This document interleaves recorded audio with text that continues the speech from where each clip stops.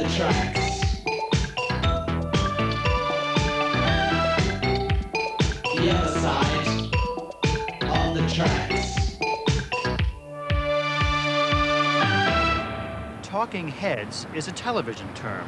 It refers to the heads of famous people seen on the screen talking. You are about to see a talking head as a talking head. David Byrne, the leader of the idiosyncratic, distinctive group that's made so many excellent albums and recently has made a concert film, Stop Making Sense. David Byrne himself is interested in many other forms of art, many other experimental projects. He's also interested in the visual avant-garde and unusual, such as this place. He's brought me here expressly to discuss his work. Here. David, we must begin by taking note of this extraordinary location in which we find ourselves. I think this is what they call the Los Angeles River. It's about 3 inches deep. With rocks sitting on top of the water. And these unusual Egyptian-like... Now, actually, the basis of a bridge, which was never completed, is that right? Looks like. Yeah. Why have you moved to Los Angeles? You were born in New Jersey, I believe. You went to art design school in Rhode Island. And we know that the attitudes and politics of the East and West Coast are quite different. Why have you crossed over to the other side? I haven't officially moved here, but I've been working here on and off pretty steadily ever since we finished shooting this concert film last December. So I've been here for a good 7 months at least. And I guess it's mainly because I want to do more things with film, and this is a place where there's an awful lot of that going on. I'm not convinced yet that it's the best place to be for that, for what I want to do, but it's certainly a place where a lot goes on. You say you don't know if it's the best place to do what you want to do. Do you know what you want to do, or are you just feeling your way towards it? No, I'm pretty certain what I want to do. But I'm not sure whether it's compatible with the way things are done here yet. Is that something you can talk about yet, or not? I'd rather not, since it seems a bit in the future. I have that attitude myself a lot of times. Well, I've noticed that in your own videos of the Talking Heads, you've taken over the direction. You started working with Toni Basil, and then you worked with her on one, and finally you took over. What was it that she taught you? I think one of the main things was that her attitude towards choreography was in some ways very similar to the way myself and the band would work on music. And on her own choreography, and when she would work with other people, they would generally improvise to music, and then in my case we'd videotape the improvisations, and then look back at it and remember the good bits and make note of all the good things, and gradually you'd accumulate enough things so that it was more or less all good stuff, and it didn't look like it was quite as improvised anymore. Finally, for Burning Down the House, you directed yourself. Mm-hmm. And that became a hit single in the States, I would imagine, partly on the strength of the video being shown a lot on MTV. Was that a video of which you were pleased? Yeah, I was pleased with it. There's that superimposition in the film. Was that easy to achieve? Yeah, because it was done in the camera. It was done live, I guess you'd say. So I'd have film projectors and project images onto houses and roads and cars and trees. The cars and trees bit didn't work out, but we tried projecting faces and fire and whatnot on everything that we possibly could. And it was, to my mind, a very, very different kind of effect to see it happening right in front of you than to create it afterwards in a studio. When you decided to do your concert film, Stop Making Sense, and you enlisted Jonathan Demme, now you therefore gave the directorial reins back to somebody else. Mm-hmm. Was that something with which you felt comfortable, or did you ever think, I want to direct our film as well? I felt comfortable with it. from numerous talks with him, we were seeing more or less eye to eye. And in a sense, I work very closely with Jordan Cronenweth, the cinematographer. So I was very much involved in the visual look of the stage show and the camera shots and the lighting and whatnot.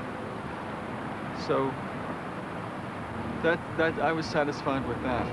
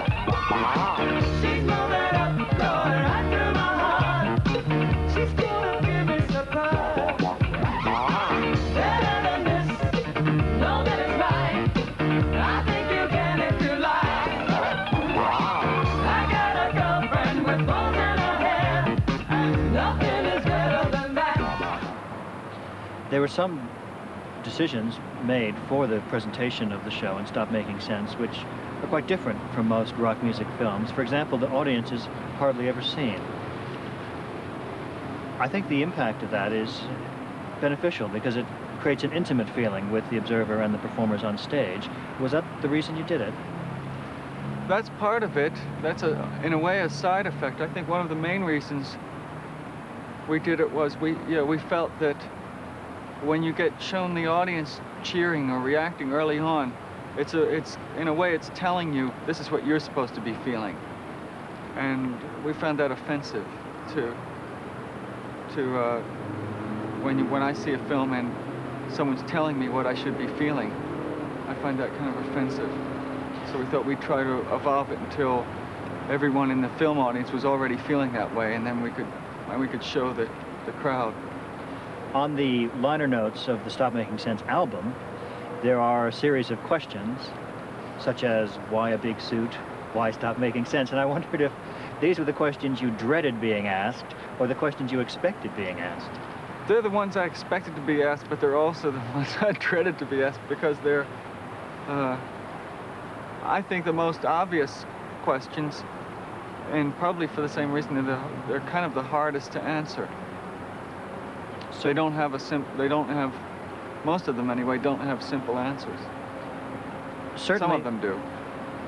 But isn't that the way it is with all artistic creation? You can't really say why you did something. It just seemed to be a right thing to do for an effect, like why a big suit. Mm-hmm. A year later, I can probably answer that kind of question, and I'll know better why I made that decision at the time. But at the time, it's fairly intuitive. There's the jogger we saw before returning. Actually a very lonely, isolated place to do it. Well, with Why a Big Suit, if I may just say that, because it is a very striking prop in the show, I think the answer is obvious. You need something visual, and it makes you look like an animated figure at times, and that's what film is all about, isn't it? You said in one interview that it was inspired in part by kabuki theater and costumes. Have you had a great interest in that? Well, I like it quite a lot, and I found that there are a lot of elements in traditional Eastern theater that seem to have a lot in common with guess, what should I say, forward-looking Western theater, toward 20th century Western theater. I thought that was kind of striking, that here's this form that's been going on quite a bit longer, that there's been a lot of borrowing or a lot of simultaneous ideas occurring recently in the West that have been going on in the East for quite a while. Do you feel that audiences here are unaware of these forms through ignorance or chauvinism?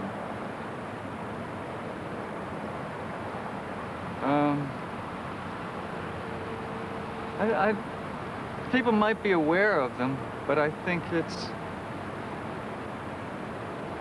different to be aware of them and then to realize that they can have meaning for that they're contemporary.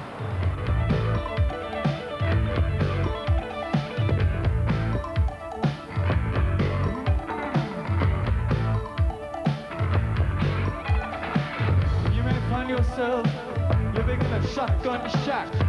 You may find yourself in another part of the world. You may find yourself behind the wheel of a large automobile. You may find yourself in a beautiful house with a beautiful wife. You may ask yourself, well, how did I get here? Letting the days go by, let the water hold me down. Letting the days go by, water flowing underground into the blue again. After the money's gone, once in a lifetime, water flowing underground. You may ask yourself, how do I work this? You may ask yourself, where is that large automobile? You may tell yourself, this is not my beautiful house. You may tell yourself, this is not my beautiful wife. Letting the days go by, let the water hold me down. Letting the days go by, water flowing underground into the blue again. After the money's gone, once in a lifetime, water flowing underground. Same as it ever was. Same as it ever was.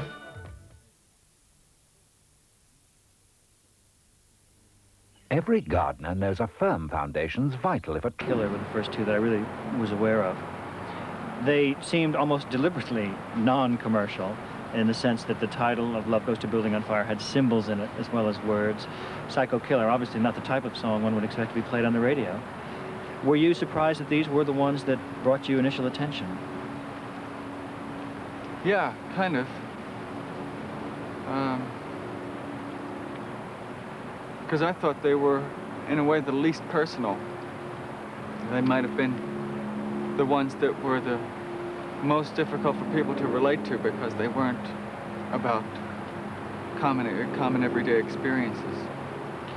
You kept Psycho Killer in the set, and it appears in the film, and you've stripped it down in a sense. Did you find that you had to change its presentation to retain your own interest in it? Yeah. It's...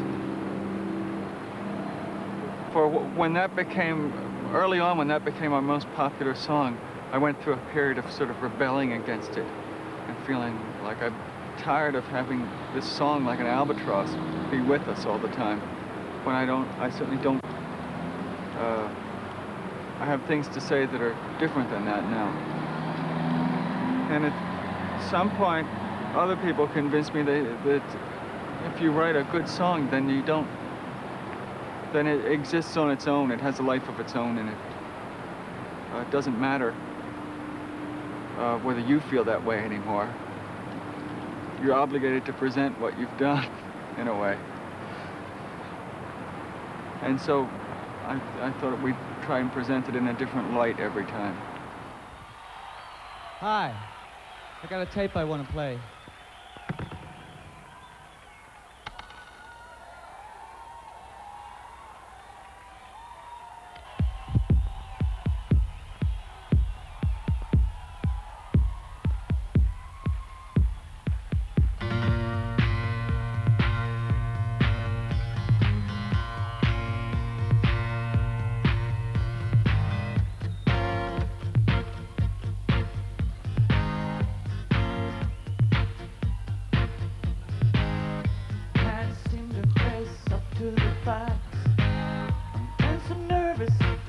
can't relax, can't sleep, bed's on fire.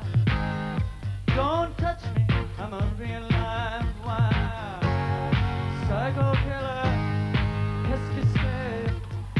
Pa, pa, pa, better. Run, run, run, run, run away. Oh, oh, oh, oh. Ay, ay,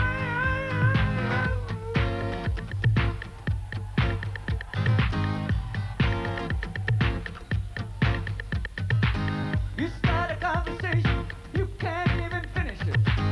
You're talking a lot, but you're not saying anything. When I have nothing to say, my lips are sealed. Say something once, why say it again? Psycho killer, qu'est-ce que c'est? Pa, pa, pa, pa, pa, pa, better. Run, run, run, run, run away.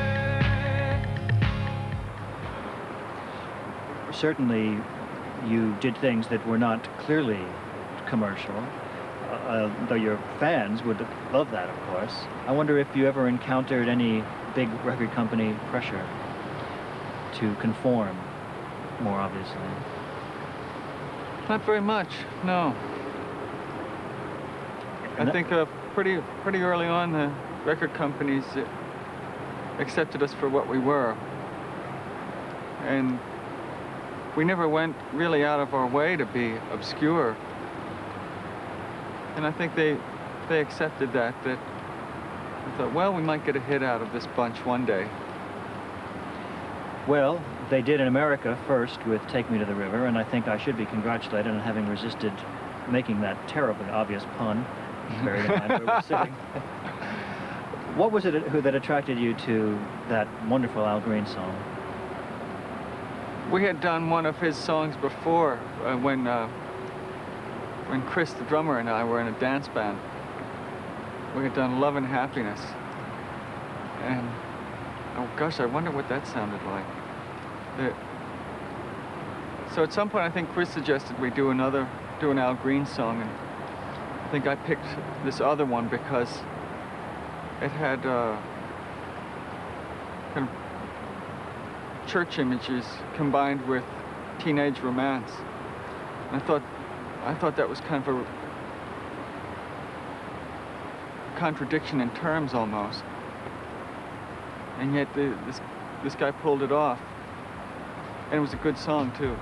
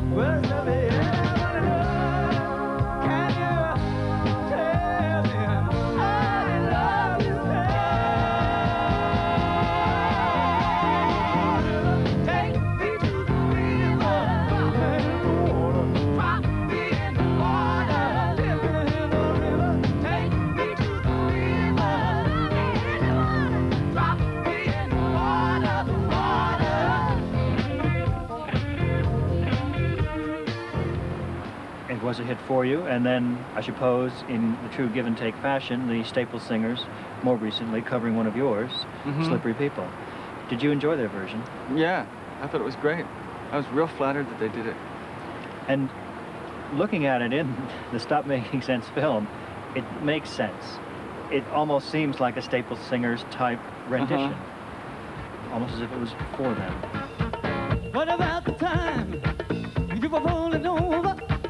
Fall on your face, you must be having fun. Walk lightly, think of a time. You best believe this thing is real.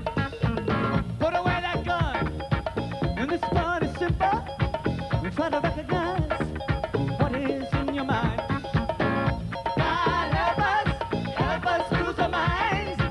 These happy people help us understand what's the matter with him. How do you know?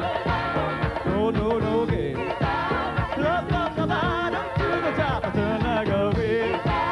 See for yourself, we're gonna move. Turn like a wheel inside a wheel. I remember when sitting in the tub, pulled out the plug, the water was running up. Cool down, stop acting crazy. They're gonna leave, and we'll be on our own. 7 times 5, they were living creatures, watching from the life right before your eyes. Backsliding, how do you do? And they said, baby, I'm gonna see you through. What's the matter with you? How do you know? No, no, no, baby. Look from the bottom to the top, turn like a wheel. And see for yourself, we're gonna move. Turn like a wheel inside a wheel. You emerged from the New York club scene, CBGBs and so forth, during the so-called New Wave period. Were there bands that you felt were left behind that deserved to make it?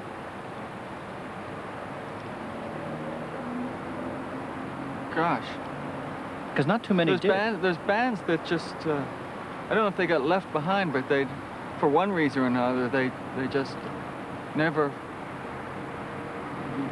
reached their audience. I thought Television was a band that was out at the same time we were, even before us. And I thought they were wonderful, and they just never really reached the audience I thought that they deserved. You have produced bands, the B-52s and Fun Boy 3. The B-52s, their Mesopotamia album. What was it that attracted you to them? That almost everything they were doing was in the spirit of fun. And for that particular record, they wanted to try to do some different things musically. But they were pretty wide open, and so was I, so it seemed to be an opportunity. The Fun Boy 3, a bit different in that they were established pop personalities in Britain. Mm-hmm. And you gave them a hit with Our Lips Are Sealed, which had already been a hit in the United States by the Go-Go's.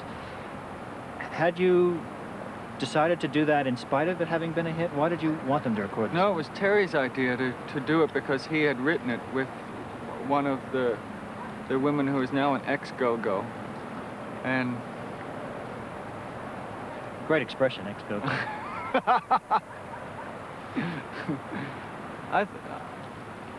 If he hadn't have written it, I would have thought it would have been an odd choice. Because I thought, hey, this has already been a hit. What do you can't do it again. So I was fairly determined that it sound very different than the Go-Go's version. Can you hear them talking about us, telling lies? Is that a surprise? Can you see them, see right through them? They have a shield, nothing must be revealed. It doesn't matter what they say. No one listens anyway. Our lips are sealed. There's a weapon that we can use in our defense. Silence, well, just look at them, look right through them. That's when they disappear, that's when we lose the fear. It doesn't matter what they say. In the jealous games people play, our lips are sealed. Talking Heads have now been a hit recording act, if I may use that term, for 7 years, which is a couple of years longer than most groups. Is the reason for the survival partly because you do give yourself the freedom to do outside projects? I think so. I think it helps a lot. We found that after working apart for a year, that the members of the band really appreciated one another more. And I think that'll probably continue to happen. That talking heads will be one of the things we do. And therefore, you yourself cannot see an end to it. No. It'd be easier to see it ending if it was the only thing that we did. May I just ask, finally, what projects you do see in your personal life in the next couple of years? I've been